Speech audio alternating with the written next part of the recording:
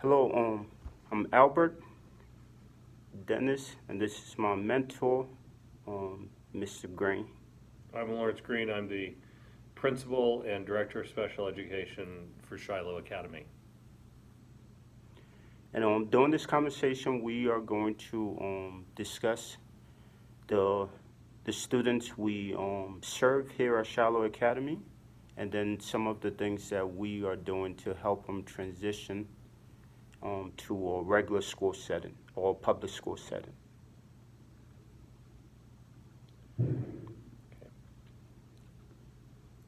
So here at Shiloh Academy, we work with students from several different backgrounds. Some of our students come to us after not being in school for long periods of time. Some come to us because they weren't successful in a regular school environment and need extra support in a smaller classroom.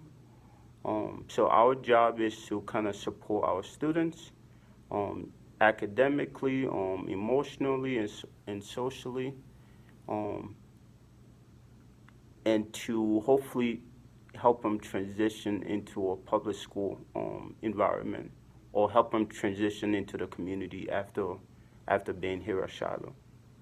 So, all of our students come to Shiloh with a mental health diagnosis.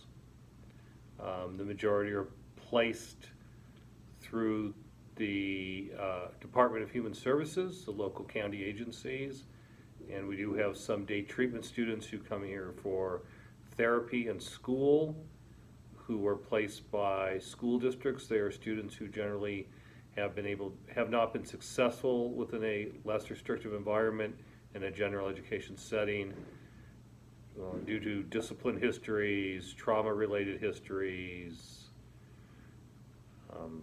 or behavioral issues in the school. So, so in your role as an administrator, when you walk into a classroom, what are you expecting to see? What are your expectations of the teacher within that classroom? So my expectations of a teacher when I conduct a walkthrough of a classroom is to see the teacher on their feet and engaged with the students.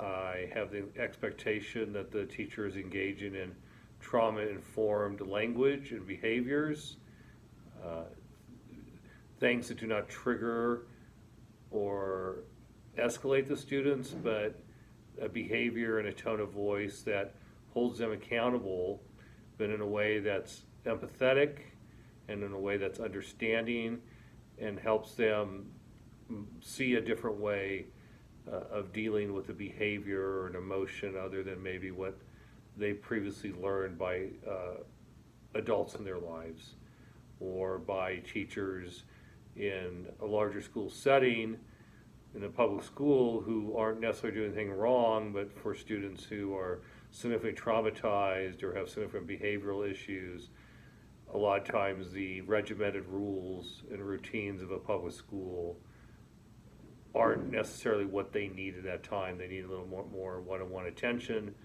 They need a little bit more of a therapeutic setting. They need the opportunity to use coping tools. That may not work in a larger school setting, a larger classroom setting, because you can't have 35 kids taking a timeout or using a coping tool or processing with you whenever they need.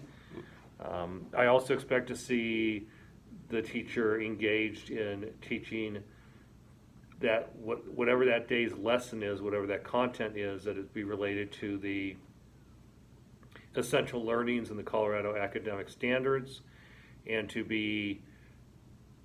have the students be able to relate what the lesson's about and how that relates to, let's say, a student-friendly learning objective. They understand what they're learning and why they're learning it.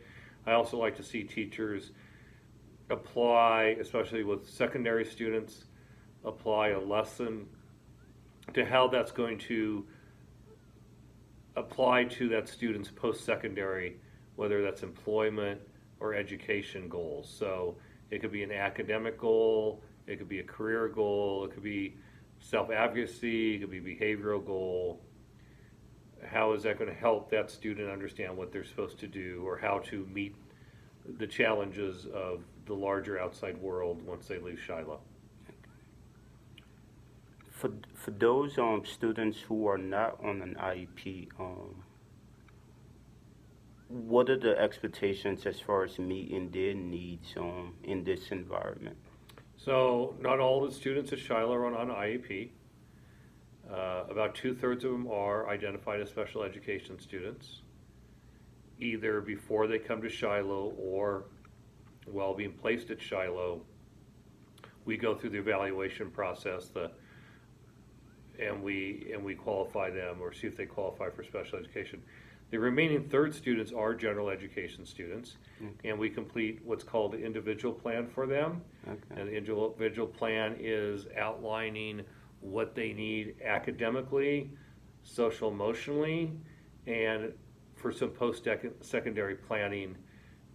So we have set goals and objectives and measurements for them, and qualitative and quantitative data points. So not only do the special ed kids receive this, but the regular education students do as well. The individual plan isn't as lengthy as an IEP. It's generally only 1, maybe 2 pages, but it helps those students and their teams see what those goals were. And then on a daily basis, we do what we call our skills check-in, and our skills check-in should be related to those social emotional, self-advocacy, self-determination goals, and these should be things they are working on in a community or home setting as well as Shiloh, or if they're residential students, they should be working on, and these should be aligned to their clinical goal, their residential/community goals, and their school. Okay. All right, so that kind of sums up what we do here at Shiloh Academy.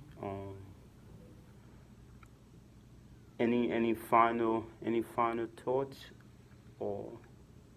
I think it's important also when students come into Shiloh, when we have new students, that we welcome them into the group and we engage them, and this would be a regular process, in what the group norms are and the group expectations, and we do all we can to provide incentives for students to improve their academics and their social emotional functioning versus being consequence based with them. And if there are consequences involved, that those consequences are punitive, but they are helping that student gain that skill or that ability to overcome whatever obstacles have been in place in their lives that have led them to require more intensive treatment. For those students who haven't been in school for a while, what do we? Can you just talk about what we do here at Shiloh Academy to just learn about where they're at academically? What kind of assessment tools we utilize? So we go through a records review process where we try to obtain as many records as we can from previous school placements. A lot of times these students have moved frequently from county to county or even state to state. We have a number of migrant students, and so obtaining transcripts and school records, discipline records, assessments, grades, counseling notes, for some students can be quite difficult. While we're doing that, we take a lot of time between our residential, clinical, and education department to work with that student one-on-one and to understand their needs and to understand their wants and their goals and help them be able to identify those and find a plan to meet those. We also work with the adults in the student lives. They have a multiple disciplinary team that may include a parent or guardian. They may or may not have that person. This often includes a guardian ad litem, county social worker, a CASA, which is a person appointed by the court to work with the student, and sometimes other various team members to help identify what the adults in the student's life feel that student needs to work on, or what those goals should be, and we try to help the student match those with what the adults think they should be and achieve those. And we go through a pretty lengthy process working with them on a daily basis. School's a good place to apply a lot of that. because it's a more structured setting than sometimes what they have when they're living in the community and just coming here to school, or maybe what the residential staff could provide on a daily basis. We try to help them work through the school day and progress, build their skills academically, social emotionally, and for their post-secondary training. As far as assessments, we use the iReady academic assessment for all students to determine their grade level in reading and mathematics and the subgroups underneath that.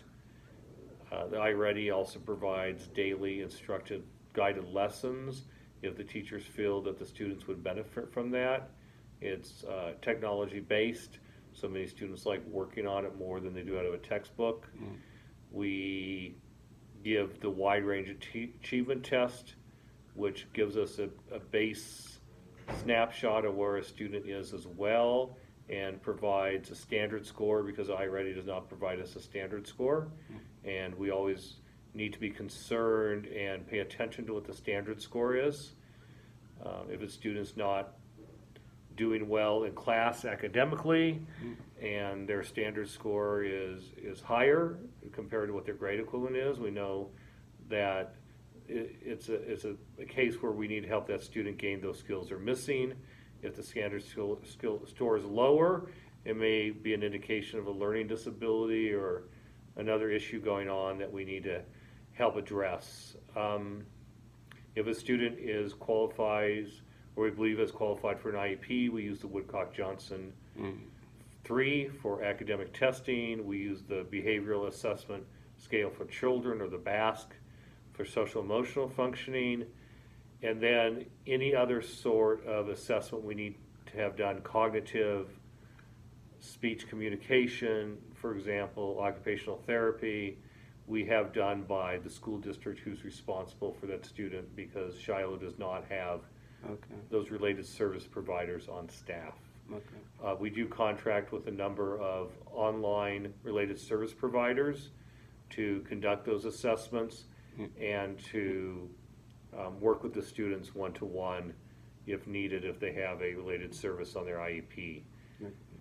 For the post-secondary planning, we use a site that's called My Colorado Journey, which helps meet their ICAP requirements, so their individual career planning, and they need to have an identified post-secondary goal, both career-wise and education, and a plan on how they're going to meet that. This site also connects with the Department of Labor's ONET. We give the Ansel Casey and the AIR self-determination assessments as well to help the students see what life skills they need to work on. Students are free at any time to change their post-secondary plan. We often have kids do a very kind of generic, they're interested in these couple fields, and complete projects on those. As students get older and more towards graduation, we work a lot more. We have a related program called Beyond the Walls, which is a separate department within Shiloh. Beyond the Walls helps older students work on things such as resume writing, job applications, job shadowing, even finding a job, obtaining housing, obtaining medical insurance, bank accounts, because a lot of our students, when they age out of our program, get a GED or graduate, because of the circumstances of their lives, they're often on their own without any family or adult support. So because they emancipate generally at an early age, around 18, a lot of our students, we have this program to try to help them so they're not homeless, and that they're employed and they are working on some kind of post-secondary education or training. And we follow those students with those coaches and with therapy if needed, at times up to the age of 26.